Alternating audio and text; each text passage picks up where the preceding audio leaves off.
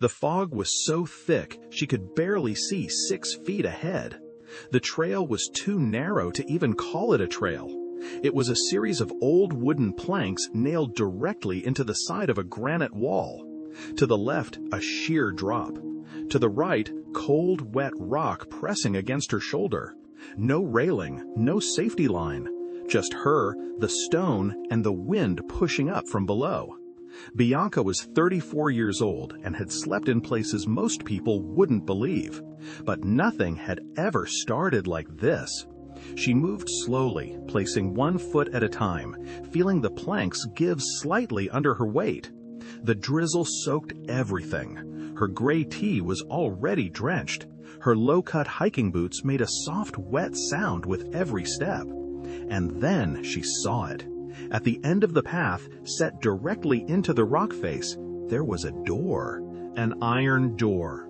Rusted, moss-covered, with a handle that barely looked like a handle anymore. More like a knob of metal warped by time. She stopped, looked at the door, looked at the drop, looked at the door again. No explanation, no sign, no fence, no indication that anyone had been through here recently. Just the door, in the rock, in the middle of nowhere. And the question your brain asks when your eyes see something that makes no sense: what was on the other side? She moved closer, slowly, ran her hand across the rusted surface. The rust came off as orange powder between her fingers.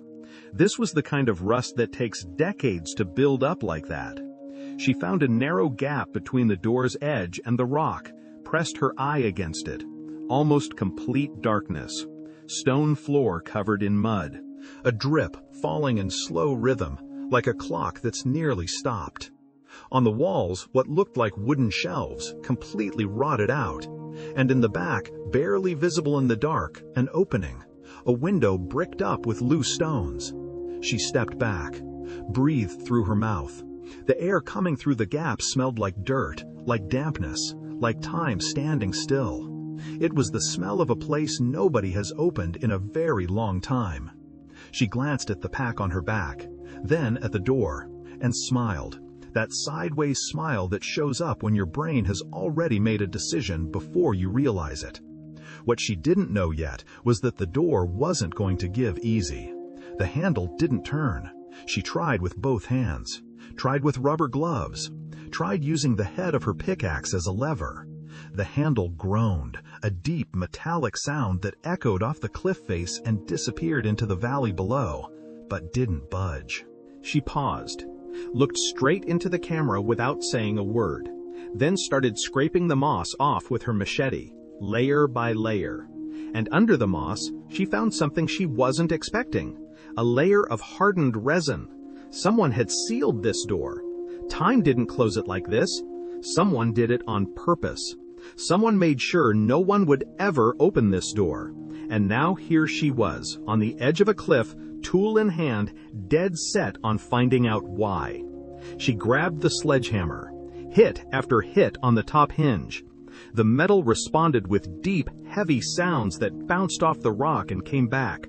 On the 5th swing, the tool slipped. She lost her balance. Her right foot slid off the plank. For a fraction of a second, there was nothing under her foot, just the drop. She grabbed the handle with both hands. Silence. 2 full seconds of complete silence. The wind blew. Her knuckles went white from gripping so hard. She pulled herself back onto the plank, stood still, took a deep breath. No panic on her face. Something else. The clarity of someone who just fully understood what they're risking. She looked down once, then looked at the door, and picked up the sledgehammer again. That's what separates the people who quit on the outside from the ones who make it to the inside. The strategy shifted.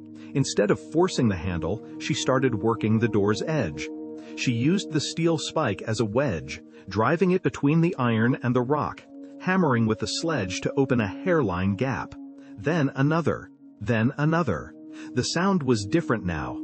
Not the dull smack of metal on metal. It was the sound of an opening being created. Slow, but real. The gap became a crack. The crack became a space. She fit the iron pry bar in and used her entire body weight. The door groaned, then shrieked, then swung open all at once, yanking her forward and throwing her backward. She landed sitting on the plank and stared at the dark gap that had opened up in the rock. She laughed, a short, disbelieving laugh, the kind that comes out when you can't believe what you just pulled off. The cold, still air from the chamber rolled out in a visible cloud in the morning chill, like the rock exhaling for the first time in decades. The door was open, but what was inside was going to change her plan. She went in with her headlamp. Damp stone walls with water stains drawing long lines down the surface, like veins. Dirt floor covered in dry leaves and bat droppings. A wooden beam across the ceiling, still solid, somehow miraculously intact. And in the corner, old electrical wiring. Rubber-insulated cables, cracked and dried out by time, jutting from the rock like dead roots. She crouched down to look at the cables up close, ran her finger along one of them. The rubber crumbled to pieces between her fingers. She went still, looked at the ceiling, at the beam, at the wires. If she connected anything to that point, there was a real risk of a short circuit. Inside a sealed stone room with no quick way out. That had to be dealt with before anything else. She pulled new cable from her pack and started replacing the damaged section inch by inch. 20 minutes of work just for that. 20 minutes she didn't have to spare, but couldn't afford to skip. When she finished, she connected the portable power station to the new terminals. Hit the button, stood there waiting. 3 LED bulbs flickered, then came on. The stone chamber, a dark, damp hole moments ago, suddenly had shape, shadow, depth. Bianca stood in the middle of it, looking at the lit-up walls. That moment was small, but it was the moment everything changed, because the light said what she hadn't said out loud yet, that this place was going to become something else, and she still didn't know she had less time than she thought to make that happen. She was scraping the dirt floor and laying down sheets of plywood when the sky changed. She heard it first. The wind coming through the open door shifted direction, got colder, heavier, different. She stepped out onto the entry plank and looked toward the horizon. A wall of dark clouds was moving through the valley. Distant lightning, still without thunder, flickering silently in the distance. The kind of storm that doesn't warn you with a light drizzle. This one arrives all at once. She looked at the space that was still only half done. Unfinished floor, bare rock walls, the windows still bricked up, and out there, that dark wall closing in fast through the valley. She did the math. Heading back down the trail right now was the bigger risk. Wet planks, the drop right there, the storm head on. Staying was the only call that made sense. She went inside, pulled the iron door shut behind her. The wind noise cut off instantly. Silence inside, chaos outside, and still a lot of work left. The first thunder cracked when she was sealing the gaps with expanding foam. The foam pushed into the cracks, expanded, and the wind noise kept fading. More muffled, more distant. The quiet wasn't there yet, but it was built, layer by layer. She worked fast, but not frantic, with the focus of someone who knows that panicking is the one mistake you can't fix. The light wood panels went down over the plywood floor. The dirt disappeared beneath them. The floor took shape. She assembled the folding pallet frame in the corner and rolled the camping pad out on top. The bed existed now. Gray felt panels were clipped to the rock with pressure hooks. The stone disappeared under the fabric. The walls softened, changed, felt less hostile. Outside, lightning lit up the gap under the door. The rain had arrived. It drummed against the iron in a steady, heavy, metallic beat. She didn't stop. Swapped out the white LED bulbs for Edison filament bulbs. The stone chamber went amber, warm. Every single thing she installed was a direct answer to the chaos building outside. Every screw, every panel, every piece of fabric. The storm pushed, and she built. The loudest thunderclap hit when she finished. The rain was at full force, hammering the iron door, running across the planks outside, echoing through the granite. But in here, the sound was muffled, filtered, far enough away to feel safe. She walked to the bricked-up window, pulled the loose stones out one by one, carefully. The opening appeared, small but real. She covered it with a sheet of clear acrylic, sealed with silicone around the edges. Now there was a window, an actual window, and for the first time she could see outside without being outside. She stood there for a moment, watched lightning turn the whole valley white.